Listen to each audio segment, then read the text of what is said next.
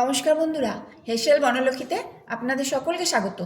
আজকে আমি আনারস কাটার পদ্ধতি সহ দেখাবো আনারসের চাটনি। তাই দেখুন বন্ধুরা, আমি এখানে একটা পাকা আনারস নিয়েছি। আনারস কেনার সময় হলুদ রঙের আনারস কিনতে হবে, তাহলে সেই আনারস মিষ্টি হবে।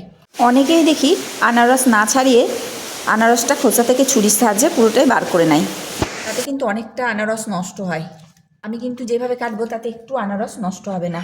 তা আমি প্রথমে এই আনারসের যে গাছটা লাগানো আছে এই গাছটাকে বাদ দিয়ে দেবো। এখানে আমি বটিতে কেটে নিচ্ছি। আপনাদের যদি ছুরিতে সুবিধা হয় আপনারা ছুরিতে কাটতে পারেন।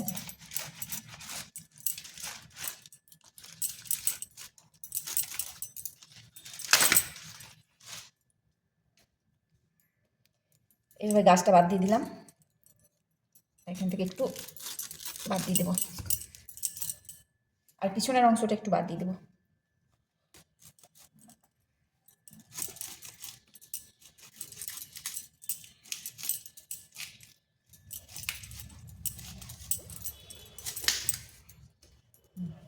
এইভাবে পিছনের অংশটা বাদ দিয়ে দিলাম আর সামনের অংশটা বাদ দিয়ে দিলাম।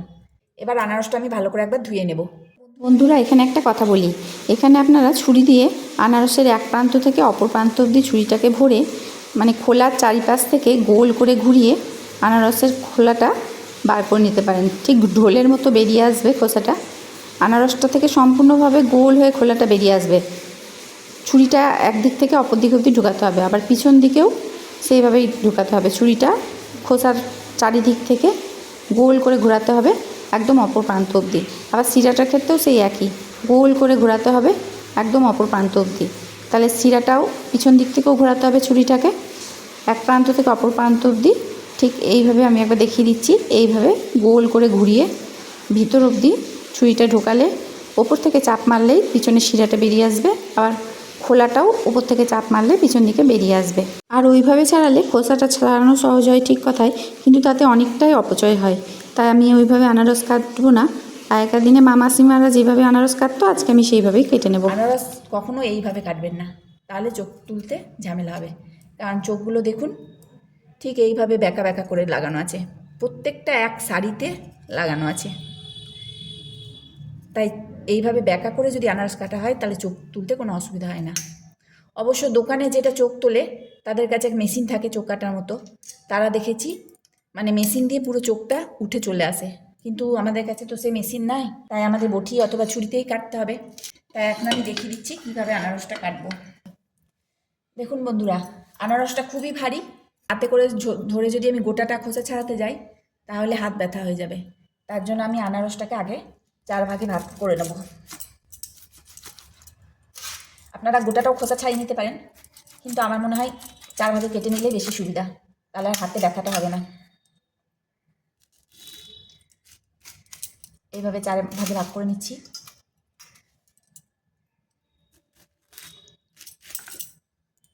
এবার হালকা হয়ে গেল। এবার এইভাবে খোসাটা কেটে নিচ্ছি।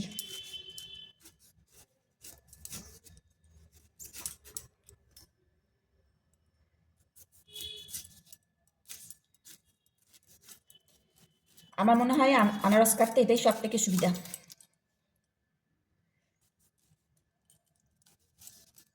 খুব তাড়াতাড়ি এটা কাটা হয়ে যায়।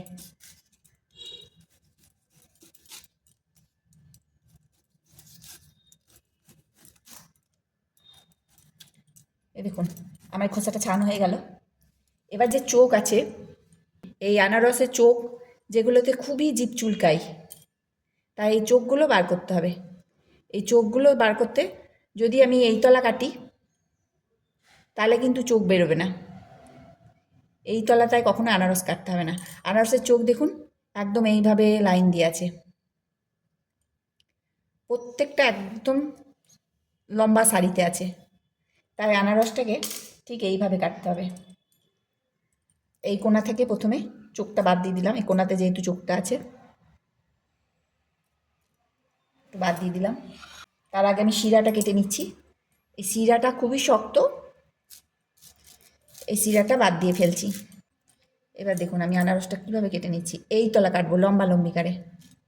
এই তলাটা কেটে নিলাম, পিস হয়ে গেল। আবার এইদিকে লম্বা করে কাটলাম, পিস হয়ে গেল। এবার দেখুন এই যে চোখটা শঙ্কুভাবে থাকে, মানে ওপর দিকে গোল হয়ে নিচের দিকটা সরু হয়ে যায়, তাই বটিটা থেকে এইভাবে ধরতে হবে ট্যাড়া করে, আর এই পাশ থেকে একটু ট্যাড়া করে নিলে এইভাবে চোখটা বেরিয়ে আসবে। আমি পিসটা ছোট করে দেখাচ্ছি। এই যে এই পাশ থেকে একটু কোনা করে এমনি করে, আবার এই পাশ থেকে এইভাবে কোনা করে বেরিয়ে গেল, এই পাশ থেকে কোনা করে, এই পাশ থেকে কোনা করে, সব সময় এইভাবে করতে হবে। এই দেখুন, বটিতে একটু আড়াআড়িভাবে ধরে এইভাবে আর কোনা করে এইভাবে কেটে দিলেই চোখ বেরিয়ে যাবে। এতে আনারস একটুও নষ্ট হবে না, আর পুরো চোখটা বেরিয়ে যাবে, মুখে লাগবে না। আর অনেকেই ভাবেন যে আনারস কাটলে হাত চুলকাবে, সে ভয়ে আনারস কাটেন না, হাতে ইরিটেশন হবে। কিন্তু যদি আনারস কাটার পর ভালো করে ধুয়ে নিয়ে যদি বেসন অথবা ময়দা হাতে মেখে যদি হাত ধুয়ে নেওয়া হয়, তাহলে আর হাত চুলকাবে না। আপনারাও এইভাবে আনারস কাটুন, দেখবেন কোনো ঝামেলা হবে না, খুবই সহজ আনারস কাটা হয়ে যাবে। এইভাবে আমি সব আনারসটাই কেটে নিলাম। এইভাবে চোখগুলো তুলে নিলাম। দেখুন আনারস কাটাটা কত সুন্দর হয়েছে। গোটা আনারসের তো অবশ্য নাই, অর্ধেক খাওয়াই হয়ে গেল। তাই এই পদ্ধতিতে আনারস কাটলে আনারস একটুও নষ্ট হবে না। এখন আনারসটা মিক্সার গ্রাইন্ডারে পেস্ট করে নিলাম। আপনারা চাটনি গ্রেট করেও করতে পারেন, তো এটা তাড়াতাড়ি হবে বলে আমি এটা মিক্সার গ্রাইন্ডারে পেস্ট করে নিলাম। এখন এটা একটা কড়াইয়ের মধ্যে নিয়ে নিচ্ছি। অর্ধেক আনারস কাঁচা খাওয়া হয়েছে, আর অর্ধেক আনারসের চাটনি করব। কড়াই আনারসটা নিয়ে গ্যাসটা অন করে দিলাম। এখন আনারসটা ফুটতে দিতে হবে। আর দেখুন বন্ধুরা, আনারসটা এমনভাবে পেস্ট করেছি, একটু একটু গোটা গোটা টুকরো আছে, কারণ এগুলো মুখে পড়লে বেশ ভালো লাগে। একদম পুরোটা পেস্ট করিনি, একটু একটু এরকম গোটা গোটা রেখে দিয়েছি। অনেকক্ষণ ধরে যদি ঘোরানো হয় তাহলে একবারে মিহি পেস্ট হয়ে যাবে, কিন্তু আমার মিহি পেস্টের দরকার নাই। আনারসটা 3 মিনিট মতো ফুটিয়ে নিলাম। এখন এর মধ্যে দিচ্ছি 1/2 চামচ বিট লবণ, দিয়ে দিচ্ছি 1 কাপ চিনি। এখানে আমি 200 গ্রাম চিনি নিয়েছি, অর্ধেক আনারস আছে তাই 200 গ্রাম চিনি দিলাম। এখন চিনিটা গলতে দিতে হবে। এইভাবে আনারসের চাটনি বানিয়ে দেখুন, একবারে অনুষ্ঠানের বাড়ির মতো খেতে লাগবে। এবার এর মধ্যে দিচ্ছি অল্প লবণ, আর দিয়ে দিচ্ছি কাজু, 8-9টা কাজু ছাড়িয়ে নিয়েছি, আর 1 টেবিল চামচ মতো কিশমিশ। এখন চাটনিটা ফুটতে দিতে হবে যতক্ষণ না এটা পুরো হয়ে আসে। এখন দিচ্ছি 1/4 চামচ মতো মৌরি, এটা মুখে পড়লে খেতেও ভালো লাগবে, আর চাটনির সেন্টটাও বেশ ভালো লাগবে। আর দিচ্ছি অল্প চিলি ফ্লেক্স।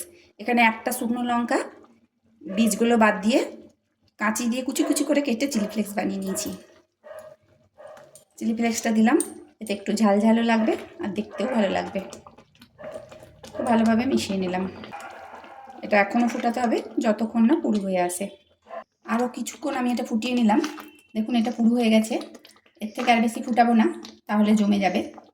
এই পর্যায়ে আমি দিচ্ছি লেবু রস।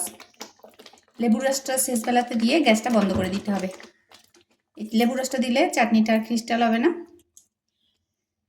এই আনারসের চাটনি এখন তৈরি হয়ে গেল, গ্যাসটা বন্ধ করে দিলাম। সমস্ত রেসিপিটি দেখার জন্য হেসেল বনলক্ষ্মীর তরফ থেকে অসংখ্য ধন্যবাদ।